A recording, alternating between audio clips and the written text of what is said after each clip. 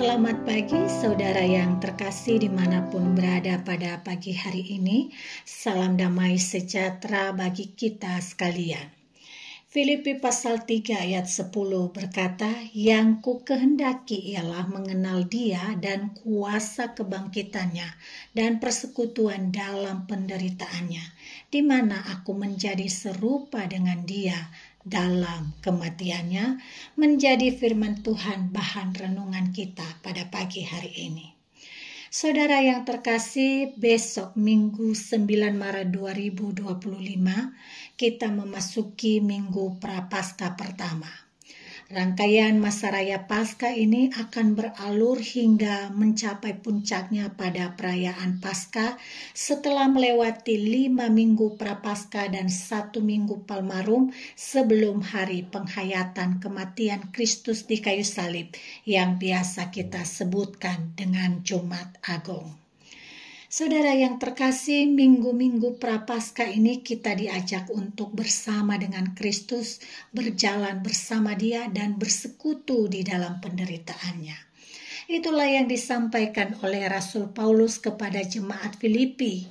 Baginya, sebagaimana sebuah hubungan, kita harus menghabiskan waktu untuk mengenalnya, bersamanya, dan mengambil bagian dalam hidupnya, termasuk penderitaannya. Paulus membahasakan pengalaman itu dengan sebuah kesaksian bahwa ia kehendaki sekarang ini adalah mengenal Kristus, bersekutu dalam penderitaan dan menjadi serupa dalam kematiannya. Saudaraku yang terkasih, dalam minggu-minggu Prapaskah ini, kita dalam menghayati persekutuan dengan Kristus di dalam penderitaannya disimbolkan melalui pemadaman lilin di ruang ibadah gereja Kristus Kartini. Setiap lilin yang dipadamkan menggambarkan kegagalan kita sebagai manusia untuk mengenal dan menyatakan kasih Kristus bagi keluarga, gereja, dan masyarakat sekitar kita. Tanpa kita sadari, kita sering memadamkan terang Kristus dalam pikiran, perkataan, dan perbuatan kita. Namun meski demikian, kasih Allah tak berubah dan tidak pernah padam untuk manusia. Terang itu nyata jelas melalui peristiwa Paskah. Itu artinya Kristus mengambil alih semua hukuman dari dosa dan kegagalan kita dengan terus memancarkan kasih bagi umatnya. Itulah sebabnya lilin besar dan putih akan dinyalakan pada saat Paskah. Saudaraku yang terkasih, menyadari bahwa Kristus menderita demi memancarkan kasih bagi umatnya. Kita pun dipanggil untuk meresponinya. Masa-masa Prapaskah ini adalah waktu yang tepat untuk membangun komitmen, bersedia melakukan yang terbaik bagi kemuliaan Kristus. Dengan memadamkan lilin, kita mengingat kegagalan kita yang menghantar kita pada anugerah, sekaligus membawa kita pada komitmen mematikan segala keegoisan diri, agar kita dapat memancarkan cahaya Kristus.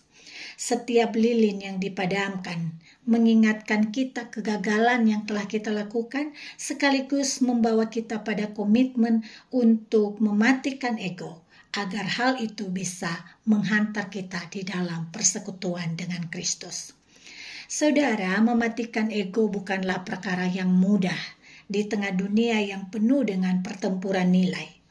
Mematikan ego dapat saja berwujud sikap mengalah atas perseteruan yang terjadi demi terjadinya kebaikan.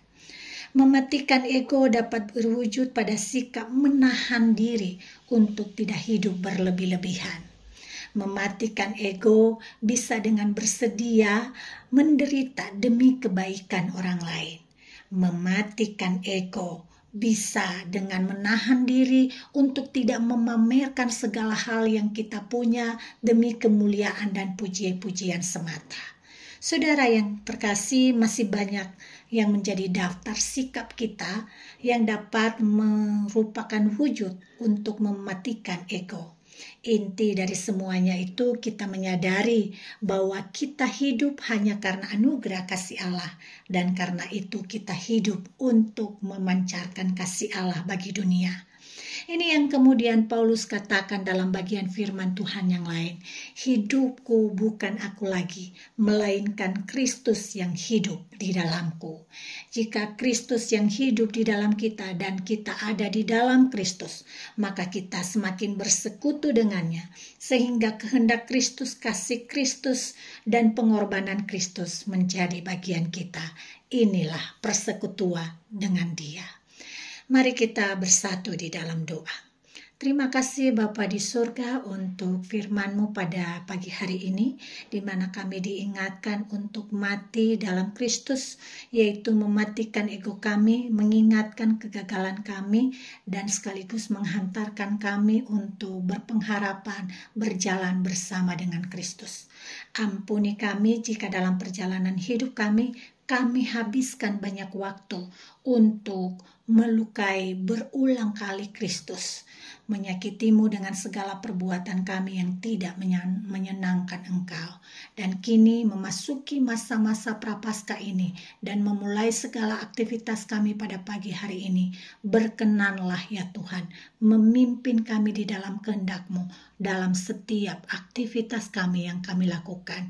Biarlah semuanya yang kami lakukan untuk keluarga, untuk apapun yang kami kerjakan dalam usaha kami, semuanya terarah untuk kemuliaan bagi Kristus. Di dalam nama Yesus Kristus kami mengucap syukur dan memohon.